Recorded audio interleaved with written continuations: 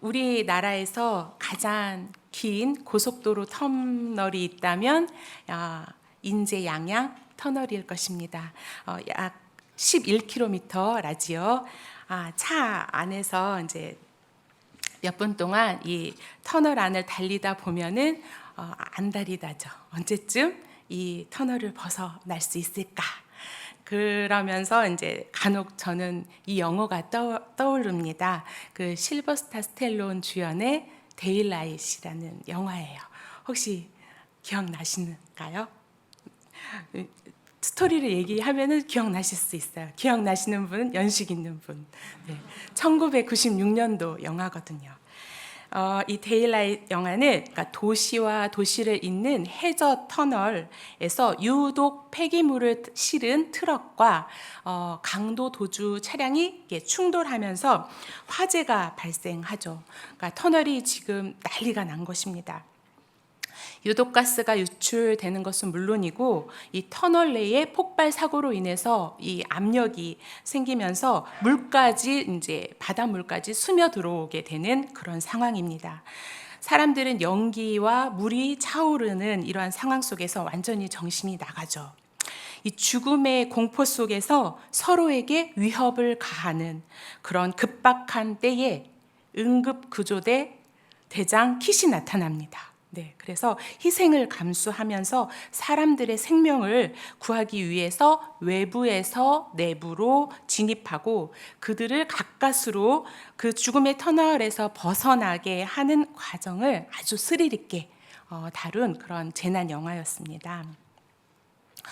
어둡고 갇힌 공간, 희망을 가질래야 가질 수 없는 그러한 공간에서 끝까지 포기하지 않고 앞으로 나아갈 수 있도록 한 줄기 빛이 되는 존재가 나타나면서 삼켜졌던 그 시커먼 바다에서 백주대낮 밖으로 토해진 이들처럼 소망을 그려낼 수 없는 시공에서 데일라이트를 만드시는 그 하나님을 오늘 한번 잠시 생각하도록 하겠습니다.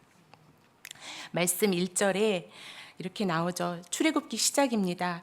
야곱과 함께 각각 자기 가족을 데리고 애굽에 이른 이스라엘 아들들의 이름은 이러하니로 출애굽기가 시작됩니다. 이 말씀은 창세기 46장 8절에도 동일하게 나타나거든요.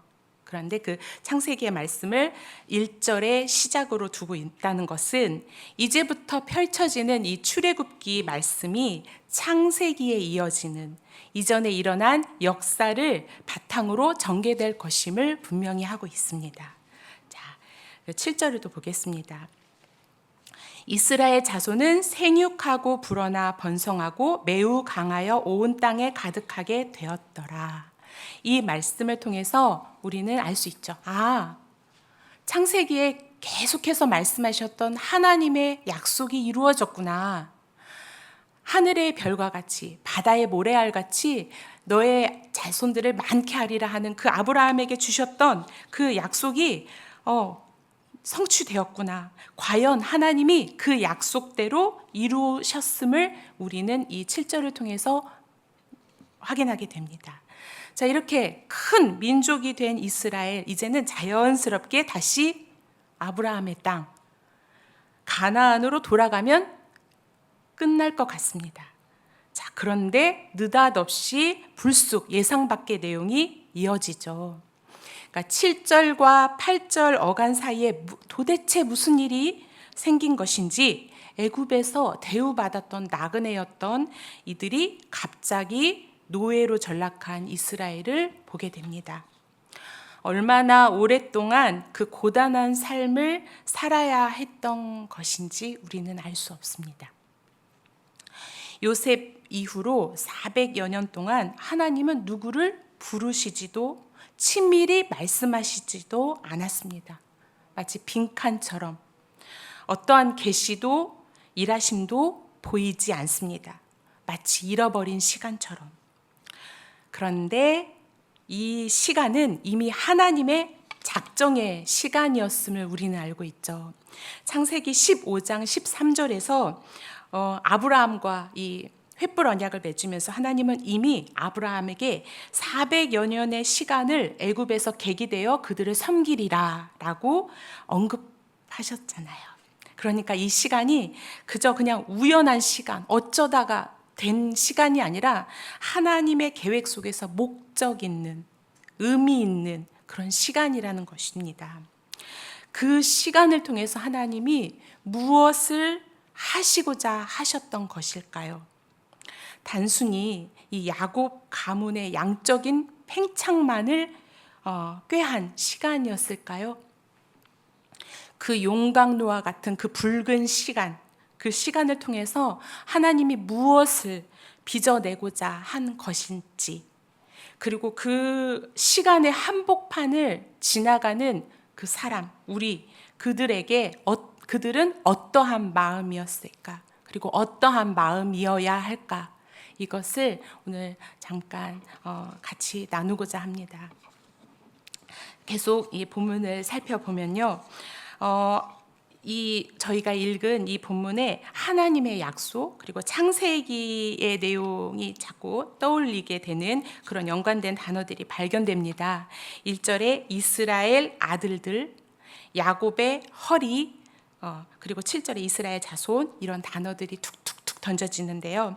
우선 이스라엘의 아들들이라는 표현 속에서 창세기에서는 나타나지 않는 표현이잖아요. 이스라엘의 아들들. 사실 야곱의 아들들 하면은 알겠는데 이스라엘의 아들들이라 말하고 부름은 이제 시작되는 이 스토리가 한 가문을 한 민족으로 이루신 하나님의 의도가 담겨져 있는 부름이라는 거죠.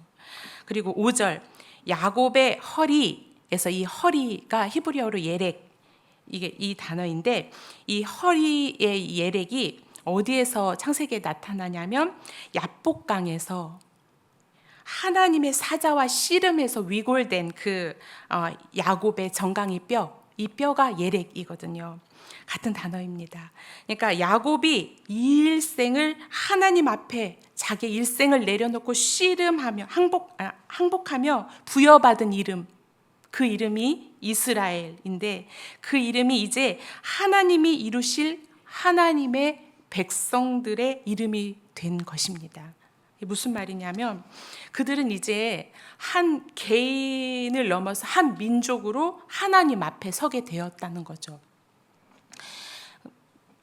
한 개인이 아니라 한 민족으로 마치 한 사람처럼 하나님 앞에 서게 됐다는 거죠. 공동체로서 하나님과 이제는 야곱이 하나님을 아는 게 아니라 이스라엘 공동체가 한 사람처럼 하나님 앞에 서서 하나님과 씨름하여 아는 자들, 그리고 하나님을 경험하여 아는 자들이 되었다는 것입니다.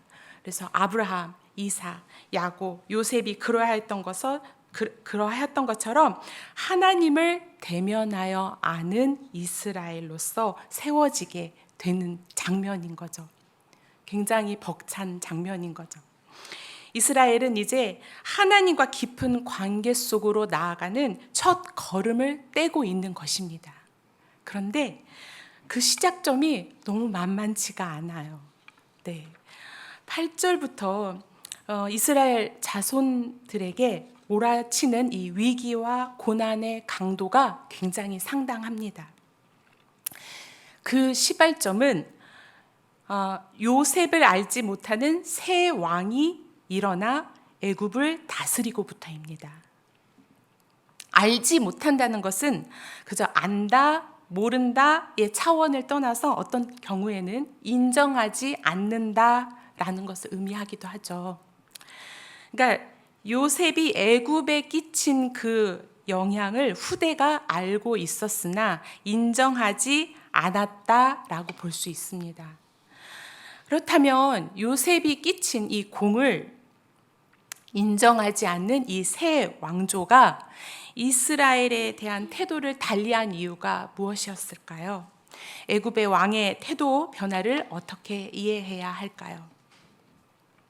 9절 10절에 따르면은 애굽 내에서 이스라엘의 수가 많아지고 강한 것에 대한 인식과 염려가 있었다는 것입니다. 만약 그들이 이 이스라엘이 애굽에 녹아져서 그들 중에 하나로 살았더라면 오히려 그들이 많아진 것을 걱정할 필요는 없었을 거예요. 애굽 그 사람들이.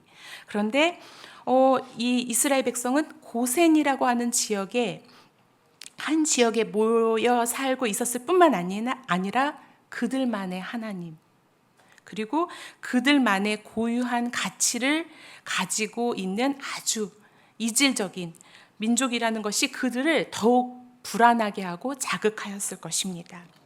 소수였을 때는 사실 문제가 되지 않으나 그들이 더 커져 가니 갈등의 요소를 가질 수밖에 없었겠지요. 그렇지만 출애굽기는 이 애굽에서의 고단한 삶이 단순히 민족 간의 갈등으로 촉발된 것이라고 말하고 싶지 않습니다. 왜냐하면 출애굽기 첫 시작에서부터 보여주다시피 이들이 중다하여진 것, 많아진 것, 단순한 인구 증가가 아니라 이것은 아브라함에게 하나님이 주셨던 그 약속의 성취라는 성격 때문입니다. 그러니까 하나님께서 아브라함에게 주신 그 약속의 윤곽이 사실 많아지게 하신 그 가장 최종적인 목적이 19장에 나타나죠. 명확하게. 하나님이 이 야곱의 아들들 이스라엘을 통해서 세우고자 하시는 나라는 하나님의 소유된 하나님께 속한 백성, 그리고 제사장 나라, 거룩한 백성입니다. 이제 이스라엘이 중다해진 이들이 그 유업을 받을 자로 지금 든든히 성장해 버린 거죠. 세속 나라의 대표라 할 수 있는 이 애굽이 가만히 두고 볼 수 없는 노릇입니다. 영적 싸움인 거죠. 하나님이 이 땅에 이루고자 하시는 그 하나님의 나라가 왕성해지는 것, 그것이 뿌리 내려지는 것, 이것을 가만히 볼 수 없고 그 씨를 말려버리고 싶었을 것입니다. 그래서 바로는 무시하지 못할 만큼 강성해진 이 이스라엘 백성을 어떻게 하죠? 강제 노역, 산파를 통해서, 그리고 나중에는 노골적으로 이스라엘의 남아를 죽이면서까지 그들의 수를 제한하려 합니다. 자, 그런데 결과는 어떻습니까? 악랄하게 산하 제한하고 박해하면 할수록 더 번성해지는 기적을 보게 되죠. 뿐만 아니라 결국은 400년의 애굽의 삶을 종지부찍을 그러한 그 출애굽을 이끄는 지도자, 구원자의 도래를 초래하고 맙니다. 그러니까 세상은 결코 하나님의 나라를 밟을 수 없습니다. 이길 수 없습니다. 하나님의 교회를 이길 수 없습니다. 비록 지금은 짓밟히는 것 같고, 지금은 패한 것 같고, 죽임을 당하는 것 같고, 끝이 보이지 않는 터널과 같은 상황일지라도, 어쩜 그 무엇보다도 하나님의 오랜 침묵으로 마치 버려진 것 같고 잊혀진 것 같은 시간일지라도 그 순간은 오히려 하나님의 큰 일, 하나님이 이루실 그 서막일 수 있다는 거죠. 그 400년의 오랜 그 기다림 끝에 하나님이 펼쳐가실 하나님의 그 조망, 이것은 그 침묵이 빚어내는 것은 오히려 우리의 어떠함을 촉진시키는 그런 시간이기도 합니다. 하나님의 백성됨의 정체성을 말살하려는 그 시도, 애굽의 채찍은 도리어 그 이스라엘 백성에 잠들어 있던 어떤 의식들을 꿈틀거리게 하는 촉매가 되지요. 이스라엘이 400년 동안 애굽에 살았습니다. 이 400년 동안에 그 땅에서 살았다는 것은 어떠한 의미냐? 비록 목축을 천히 여기는 애굽인들의 그 인식을 핑계 삼아 스스로 또는 외부 환경의 요구에 따라서 그들이 고센에 머물렀을지라도 애굽과 왕래했겠죠. 그리고 그들이 맛보았던 그 애굽의 높은 수준의 어떤 문화, 기술 그리고 학문들에 대해서 이 이스라엘 백성들이 문외한으로 살지 않았을 것입니다. 똑똑한 그들이 아마 그들의 눈과 귀와 오감으로 그러한 것들을 어쩜 탐닉하고 있었을 수도 있습니다. 고난이 있기 전 그들의 일상 속에 아브라함의 하나님, 이삭의 하나님, 야곱의 하나님은 자장가의 한 노래 가사일 수 있었습니다. 어머니가 베갯머리의 이야기 소재로 옛날 옛적 우리 할아버지의 영웅담으로 남아 있을 수 있었습니다. 하나님이 누구신지, 그분이 무엇을 약속하셨는지, 그 약속을 따라 살아간다는 것이 무엇을 말하는지 그들의 일상을 파고들지 못하고 옛날 이야기처럼 들려졌을 수 있습니다. 그러나 지금은 아닙니다. 고난의 채찍이 그들의 등을 바꿔라 가면 갈수록 탄식과 부르짖음이 그들 DNA에 새겨져 있는 신앙을 깨우고 그들의 하나님을 찾아 부르게 하고 있는 것입니다. 이제 자유를 담보해서 애굽에 눌러 앉아 있었던 이 노예로 살아가는 그 삶보다 아브라함이 그랬듯이 자리에서 일어나 하나님과의 여정, 하나님과의 여행에 응할 강한 동기가 지금 생긴 거죠. 아브라함, 이삭, 야곱, 요셉에게 손을 내밀어서 하나님 당신이 누구이신지 인생을 여정을 통해서 보이시고 가르쳐 주신 것처럼 이 12지파를 품은 이스라엘 공동체가 하나님을 알아가는 여정을 시작하려고 하는 것입니다. 이들은 근데 아직은 모르죠. 오늘 하루 살아났는데 급급한 이들로서는 하나님이 무엇을 그려내실지 사실은 같이 그려낼 수도 바라볼 수도 없겠죠. 하나님의 이름으로 일컬음을 받는 백성으로 세상 가운데 구별되되 하나님을 보이고 하나님을 나타낼 제사장적인 나라를 삼으심을 상상할 수 없었을 거예요. 이해하지도 그려내지도 못했고, 그러나 우리는 알죠. 우리는 그들이 역사를 통해서 하나님을 체험하고 어떻게 깨지고 어떻게 실패하고 그러면서 하나님을 체득해 갔는지, 이 400여 년의 고난의 기억이 이스라엘로 하여금 하나님이 누구이신지 그리고 내가 누구인지 상기시키는, 계속 그것을 떠날 수 없는 정체성의 근간이 되는 시간이었습니다. 결코 하나님이 뒷짐져 있는 그런 빈칸 같은 침묵의 시간이 아니라 더 명료하게, 더 수천 년을 그들을 이어갈 수 있는 그 정신을, 중심을 만들어내는 용광로 같은 시간이었다는 거죠. 이 시간을 어제 66편의 시편 66편의 말씀에서 이러한 표현이 딱 맞는 것 같습니다. 66편 11절에서 12절의 말씀이 이렇게 말씀되어 있습니다. 우리를 끌어내어 그물에 걸리게 하시며 어려운 짐을 우리의 허리에 메어 두셨으며 사람들이 우리 머리를 타고 가게 하셨나이다. 우리가 불과 물을 통과하였더니 주께서 우리를 끌어내사 풍부한 곳에 들이셨나이다. 아멘. 이게 하나님이 고난을 통해서 가만히 계시는 것 같은 그 용광로 같은 그 시간 속에서 빚어내신 것은 하나님의 풍부였던 것입니다. 자,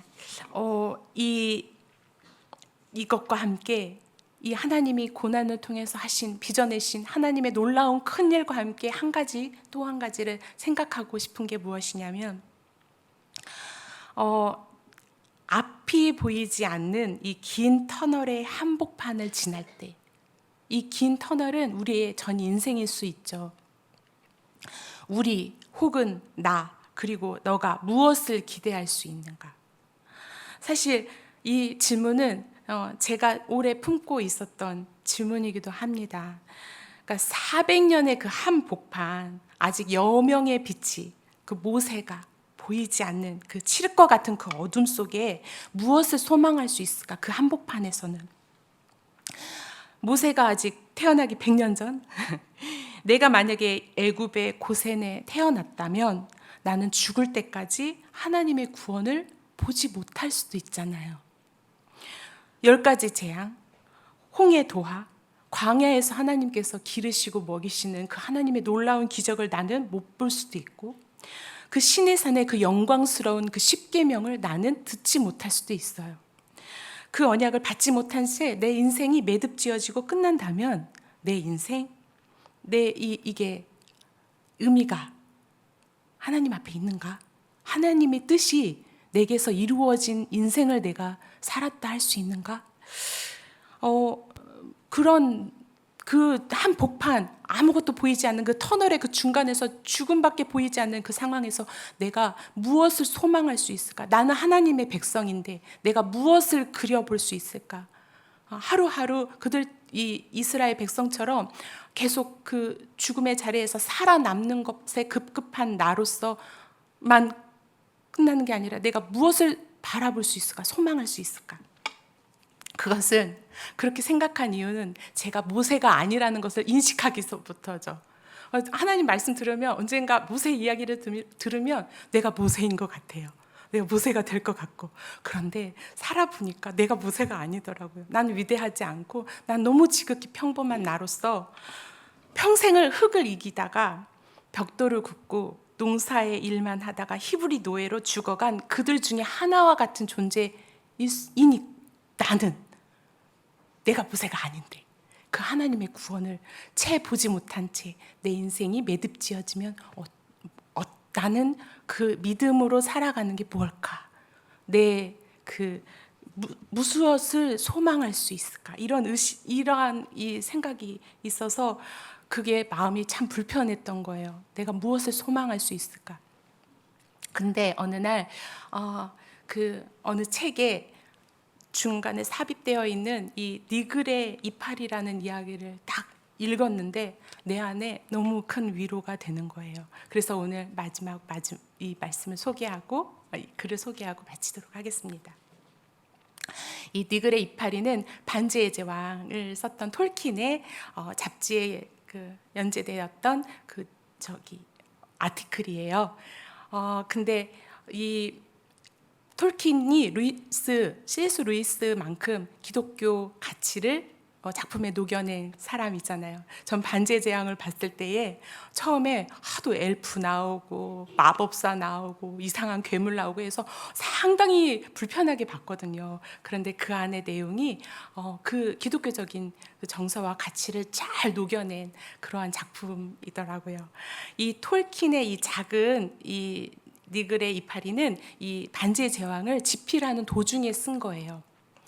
이 톨킨이 그 낙담에 잠식되어 있었습니다. 왜냐하면은 그가 이 반지의 제왕을 쓰기 위해서 수십 년간 자료를 수집하고 언어를 창조해내고 문화를 창조해내는 막 그런 자기를 갈아넣는 그런 작업을 하고 있는 도중에 2차 대전이 발생하거든요. 그러니까 어떤 두려움이 확 왔냐면 내가 내 인생을 지금 쓰고 있는데 녹여내고 있는데 이게 맞춰지지 못하고 끝날 수 있구나. 폭격에 의해서 죽을 수도 있겠구나. 내가 아무 남겨놓은 거 없이 갈 수 있겠구나 하는 그런 두려움이 딱 엄습하니까 더 이상 글을 쓸 수 없는 그때에 어느 날 자고 일어나는데 하나님의 영감을 딱 주시는 거예요. 그래서 한 번에 쫙 쓴 글이 이 니글의 이파리인데 이 니글이라는 사람은 화가예요. 화가인데 어느 날 내가 곧 죽을 날이 가까이 왔구나 이걸 느낀 거죠. 그런데 니글에게는 꼭 한 편의 그림 같은 그림을 남기고 싶은 거예요. 그게 뭐냐면 하나의 작은 이파리로부터 시작해서 멋진 아름드리 나무를 그리고 그 중앙에 있는 그 나무 너머에 또 멋진 세상, 세계를 그 한 폭에 그려내고 싶은 소망이 있는 거예요. 그래, 하자. 그래서 사다리를 올라가서 그릴 만큼 커다란 캔버스를 준비하고 거기에 이파리를 그리기 시작합니다. 근데 그 이파리 하나를 얼마나 정성스럽게 그려내는지, 그 광택이며 음영이며 그 아침 이슬 맺히는 것까지 잘 표현하려 하다 보니까 진도가 나가지 않는 거예요. 뿐만 아니라 자꾸 이웃들이 찾아와서 니글 도와줘 할 때마다 붓을 놓고 이웃들을 위해서 자기가 또 시간을 내다 보니까 이 도대체 그림이 완성되지 않는 거죠. 그러다가 병을 얻습니다. 그 병을 얻어서 이제 죽을 날이 가까운 걸 느끼면서 병을 얻으니 더 마음이 급해졌겠죠. 안간힘을 써서 그림을 완성해 보고자 하는데 그날이 온 거예요. 죽음의 사자가 니글을 찾아옵니다. 제발 잠시만요, 제발. 소용없었습니다. 이제 니글이 이제 죽게 되고 이 니글의 이파리 한 장 그려져 있는 그것만 마을 박물관에 처박히게 되는, 걸려 있는데 구석에 처박히고 끝났습니다. 근데 끝이 아니에요. 니글이 죽어서 하늘나라에 갔습니다. 하늘나라에 갔는데 두 가지 음성이 들리는 거예요. 한 음성, 차가운 음성, 또 뭐 했니? 뭐 하다 왔니?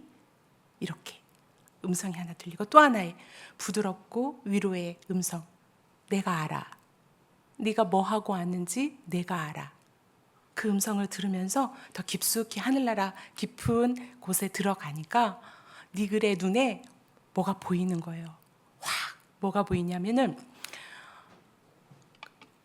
내가 살아가는 동안에 마지막에 남기고 싶었던, 소망하였던, 소원하였던 그 그림이 하늘나라에 다 그 장면이 그려져 있는 거예요.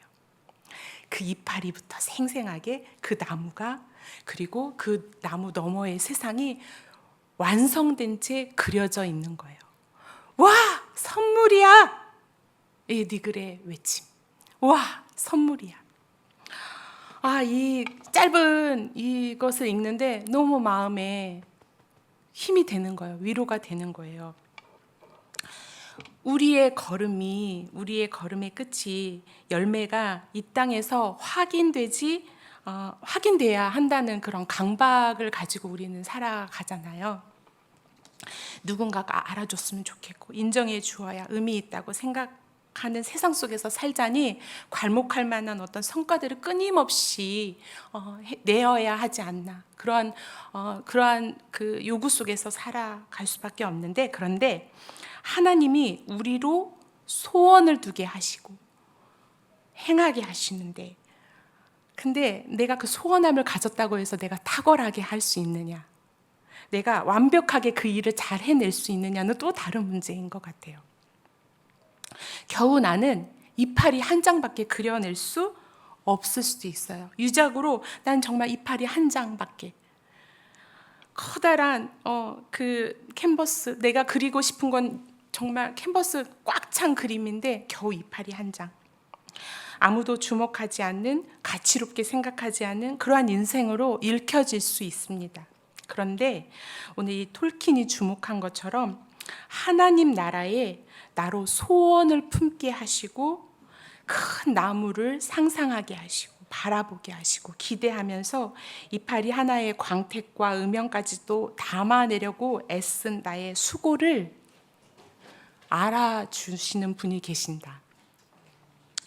그리고 소망을 품고 가는 도중 주변과 함께 더불어 살아가는 것을 소홀하지 않는, 하나님이 주신 그 정황 속에서 내가 그 역할을 감당하면서 살아가는 것, 그것을 아시는 분이 계신다. 그리고 그분이 나로 꿈꾸게 하시고 소망하게 하시는 그 일은 사실은 내가 완성자가 아니다. 나는 겨우 붓만 들고 시작할 수 있지만 그 일의 완성은 하나님이 하신다.